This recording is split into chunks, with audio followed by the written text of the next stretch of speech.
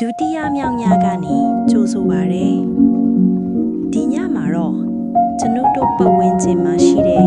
တိတ်ဆိတ်မှုတွေကနေအေးချမ်းမှုကိုရှာဖွေကြည့်ကြရအောင်တက်တောင့်တက်တာလွဲလျောင်းပြီးတင့်အိပ်ရာရဲ့အထီးအတွေ့ကိုခံစားကြည့်ပါဒီနေ့တနေ့တာကုံဆုံးသွားပါပြီအခုအချိန်ဟာတင့်စိတ်ကလေးအနားယူဖို့အိမ်ပြန်ရမယ့်အချိန်ဖြစ်ပါတယ်စိတ်ကူးနဲ့ကုစားခြင်းအေးမြေပြီးနူးညံ့တဲ့လေပင်လေးတစ်ခုပတင်းပေါက်ကနေတိုးဝင်လာတယ်လို့စိတ်ကူးကြည့်ပါလေကိုရှူသွင်းလိုက်တဲ့အခါအဲ့ဒီအေးမြေတဲ့လေကတင့်တကူလုံးကိုလင်းလက်တောက်ပစေတယ်လို့ခံစားကြည့်လိုက်ပါလေကိုပြန်ထုတ်လိုက်တဲ့အခါ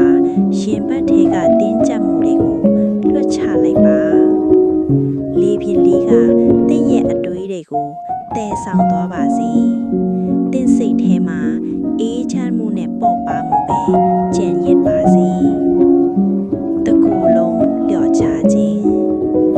လောကကြီးတစ်ခုလုံးအိမ်မောကြနေပါပြီသင်ဟာလေဒီအေး